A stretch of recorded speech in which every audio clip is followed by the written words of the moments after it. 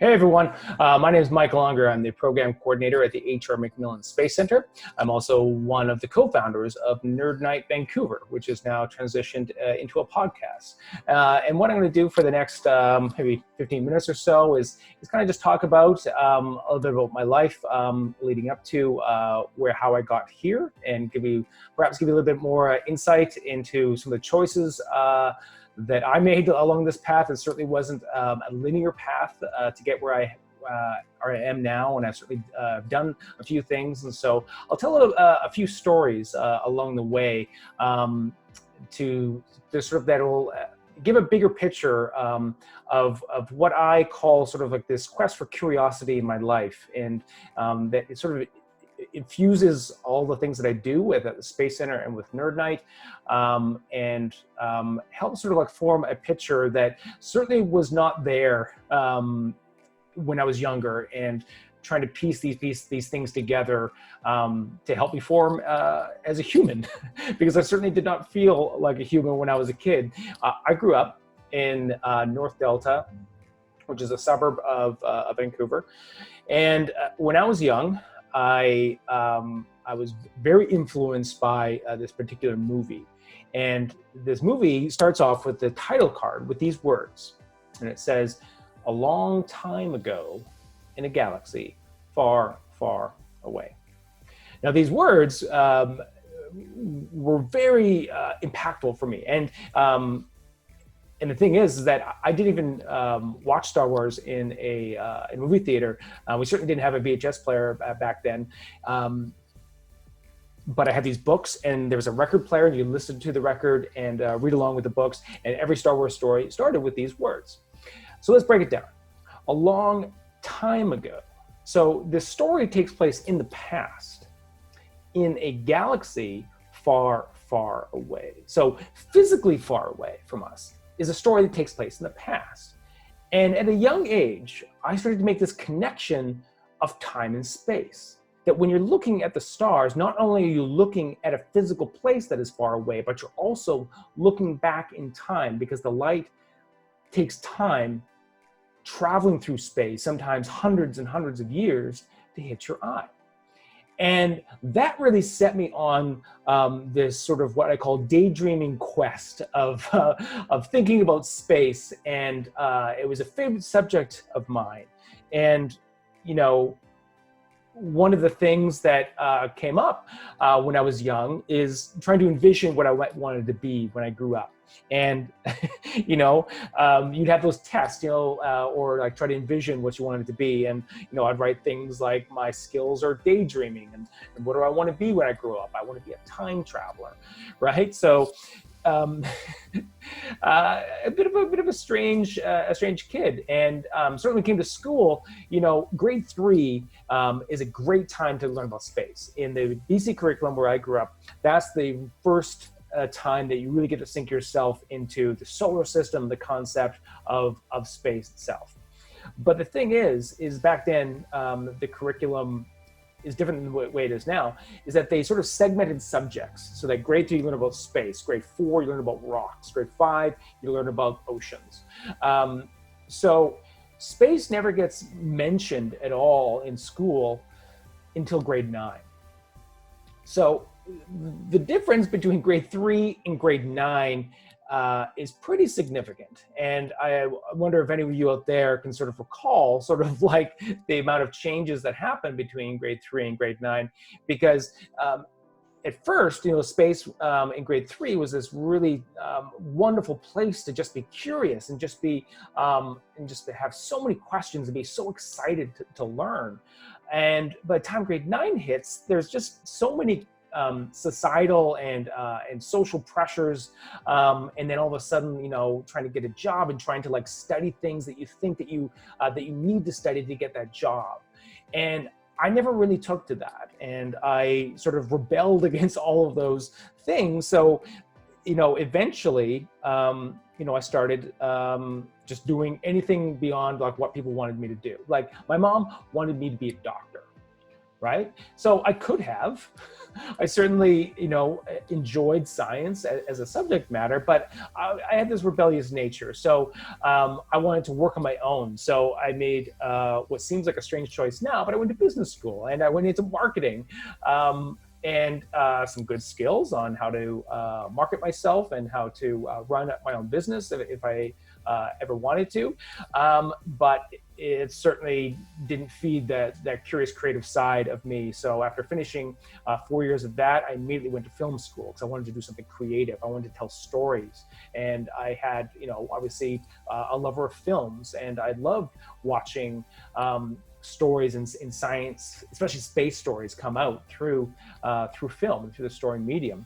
And that sort of led me on this path of doing acting and getting involved in plays and comedy. And then eventually I found, through happenstance, a home for me to kind of like to just be myself and get back that curious side of the kid in grade 3 that loves space. And that it was the H.R. McMillan Space Center, where I'm now the program coordinator. But at the time when I first started working there, I was just called what they call an interpreter. And interpreters were just somebody to get on a stage and talk to the public about space. And I felt that I was very qualified for that. I didn't have a background, I didn't go to university for space or for science, but to talk with the public about some very simple concepts was really fun. And it got me back into that mode of what it was like to just be in that curious mode of space and hearing people ask me questions about space. That was really exciting for me to delve into it because, and I did that for about 10 years, just learning every day.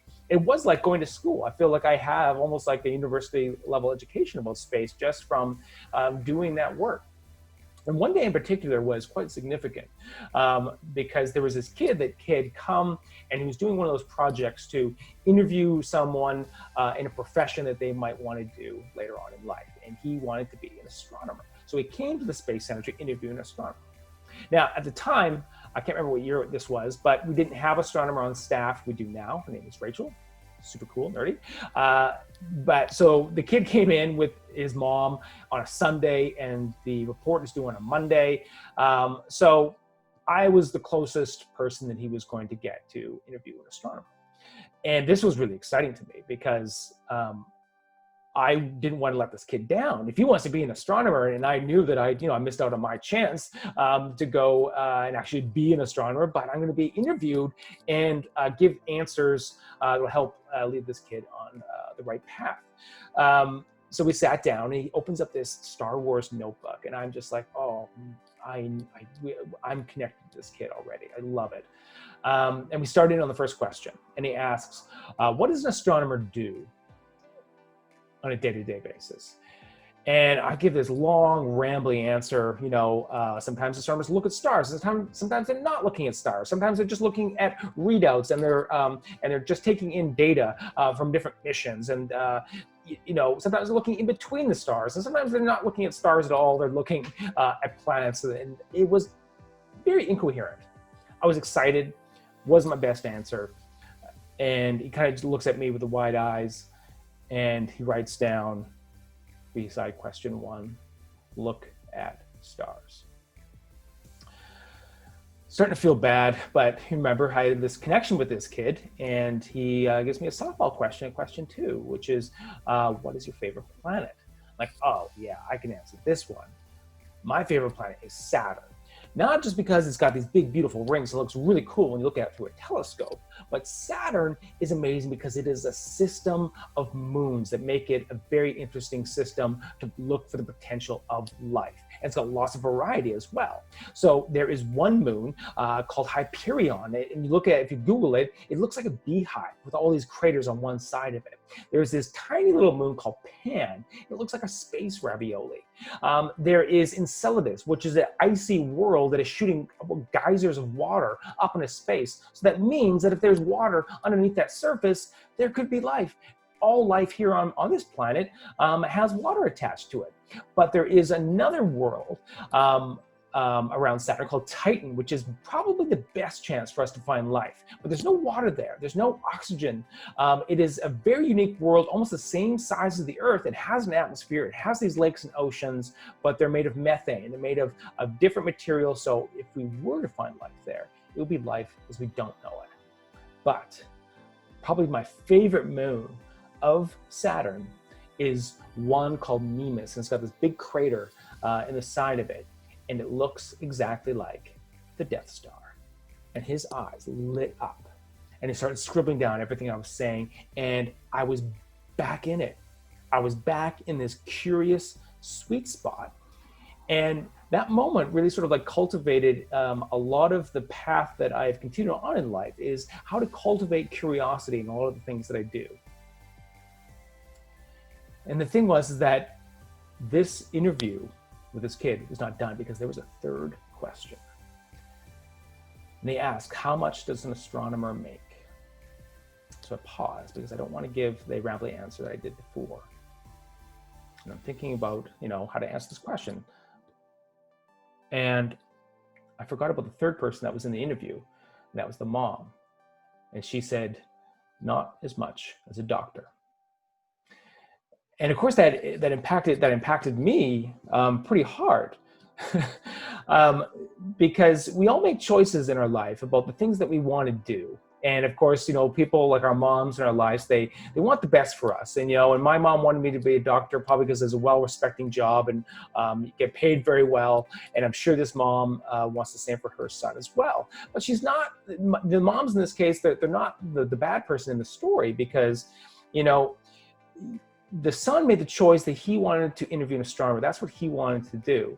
And obviously this is not the first choice for the mom, but she allowed him to follow his curiosity and to see where this went, to just sort of dip your toe in and see what it feels like to be curious about something, because some really magical things happen. And I appreciate this mom for allowing the kid to come and interview an astronomer to see where that path leads, because it may not lead him to be an astronomer, but it's going to lead him to somewhere really special, because he's going to be continuing on this path of like finding curious things and being excited about them, and then wanting to tell other people about them.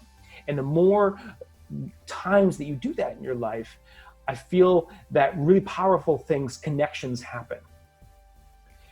And so for me, this moment was big for me, because then I started to go back in my life and I was like, oh, what did I want to be when I was a kid? I wanted to be a time traveler. So I literally did. I wrote a one-man show called Johnny Tomorrow, which was about a time traveler, a kid who discovers he has this power to just leave the Earth, go into space, travel through space and time, go on adventures, then come back to the Earth. So he's on the stage, he's back on Earth for the first time, wanting to reconnect with humanity. And I did this show many different places for Fringe festivals. And the last place that I went was probably one of the biggest festivals, which is the Edmonton Fringe Festival. And this festival is it's very competitive. I've been there before with comedy shows, did really well. But it's kind of feast or famine there. You can do really well, you can do not so well, which is what Johnny Tomorrow kind of flopped. And I was in an elementary school gymnasium playing to crowds of 4 and 5. And I had a silver suit on, and I was walking around begging people to come see my show with my flyers, having a rough time. So I kind of took a break, and I saw this sign on a fence post, and it said Nerd Night. There are going to be talks on the Aurora Borealis. There's going to be beer. And my eyes were just like, I like all of those words. And so I showed up at this big outdoor tent, and there's hundreds of people there drinking beer, listening to science lectures. And it just dawned on me that this was what I needed to do. In cultivating curiosity, sometimes you have to create a place for people to come to. The school gymnasium, where a guy was telling a really heady story about time travel, was not meeting them where they wanted to be. That there's a place for that story, but that wasn't the right place for it. But Nerd Night was something, that I could really take to. And I went to the organizers. I was like, can I do this in Vancouver? And that's when I got introduced to Kaylee, who had just moved to Vancouver from Edmonton. And so we started Nerd Night, which is a bar lecture series, much like Nerd Night North Van, which eventually spawned off on it. And over the course of the years, we built up our audience. We built up this, what I call this church of curiosity, a place where people could gather and be social, as if you're going down to the bar to watch a sport game, but we're here to listen to science and to art, and to not put any pressure on learning, just learn on whatever level that you're at. And that's the kind of experience that I have tried to bring into all of the jobs that I do, even now as the program coordinator at the Space Center, is creating these spaces of curiosity and learning. And Nerd Night now has transitioned into a podcast, and all of the events that the Space Center does is now in this digital realm. It's creating a new space, which is challenging, but it's also really exciting as well.